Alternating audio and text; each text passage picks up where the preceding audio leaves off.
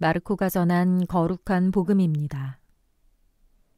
그 무렵 예수님께서는 회당에서 나오시어 야고보와 요한과 함께 곧바로 시몬과 안드레아의 집으로 가셨다. 그때 시몬의 장모가 열병으로 누워 있어서 사람들이 곧바로 예수님께 그 부인의 사정을 이야기하였다. 예수님께서 그 부인에게 다가가시어 손을 잡아 일으키시니 열이 가셨다. 그러자 부인은 그들의 시중을 들었다. 저녁이 되고 해가 지자 사람들이 병든 이들과 마귀 들린 이들을 모두 예수님께 데려왔다. 온 고을 사람들이 문 앞에 모여들었다. 예수님께서는 갖가지 질병을 앓는 많은 사람을 고쳐주시고 많은 마귀를 쫓아내셨다. 그러면서 마귀들이 말하는 것을 허락하지 않으셨다. 그들이 당신을 알고 있었기 때문이다. 다음 날 새벽 아직 캄캄할 때 예수님께서는 일어나 외딴 곳으로 나가시어 그곳에서 기도하셨다.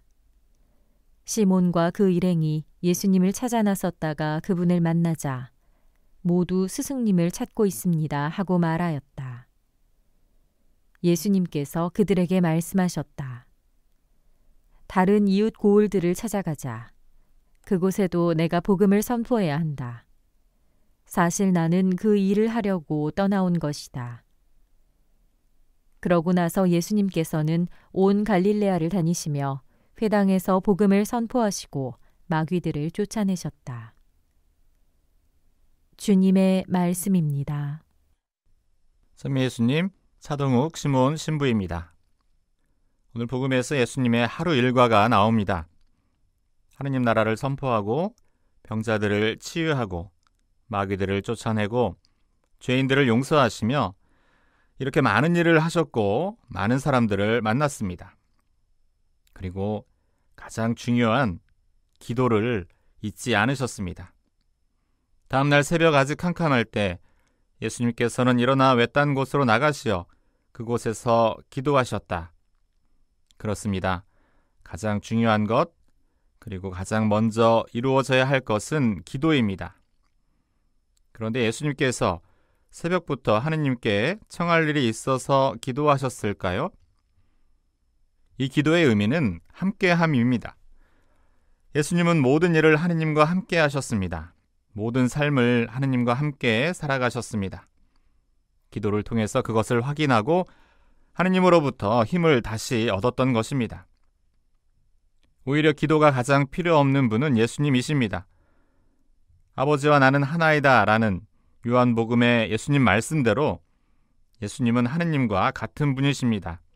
예수님의 생 전체가 하느님과 일치되어 있었습니다. 그런 예수님의 기도는 기도하지 못하는 우리들을 대신해서 하는 기도이며 우리 삶의 모범이 되시는 예수님께서 기도 생활에 대한 모범도 보여주시는 것입니다. 사실 예수님의 순환과 부활이 정작 예수님 당신께 무슨 도움이나 이익이 있겠습니까? 지난 주일은 성탄 시기의 마지막 날로서 주님 세례축일을 지냈는데 이미 하느님의 아드님이신 예수님이 하느님의 자녀로 새로 태어나는 예식인 세례가 왜 필요하겠습니까? 모두 다 우리를 위한 것입니다. 당신이 세례 받으신 것처럼 우리도 받는다면, 당신이 살아가신 것처럼 우리도 산다면, 당신이 고통받으신 것처럼 우리도 고통받는다면 그것을 넘어서서 당신이 부활하신 것처럼 우리도 부활한다는 것입니다. 그렇다면 역시 당신이 기도하신 것처럼 우리도 기도해야 하며 오늘 당신이 하신 많은 일 가운데서 역시 기도를 빼놓지 않았음을 우리에게 보여주고 계십니다. 집회서 37장 15절에 이런 말씀이 있습니다. 모든 일에 앞서 지극히 높으신 분께 기도하여 그분께서 너의 길을 진실하게 인도하시도록 하여라. 먼저 기도하며 하느님께 맡기고 하느님께서 이끌어 주심을 따르자는 말씀입니다. 하루의 시작과 마침에 가능한 한 많은 순간에 기도하면서 하느님과 함께 살 수 있도록 합시다.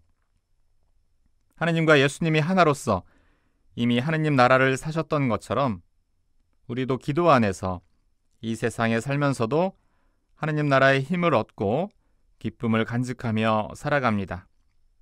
기도 안에서 하느님 나라의 오름을 실천하며 살아갑니다. 우리가 하는 일이 어떤 일이든 크든 작든 중요하든 사소하든 어렵든 쉽든 급하든 여유있든 간에 우리가 하는 모든 일에 앞서 우리가 가장 먼저 할 일은 기도입니다. 예수님이 그렇게 하셨습니다. 우리도 예수님을 따라 모든 일에 앞서 먼저 기도합시다.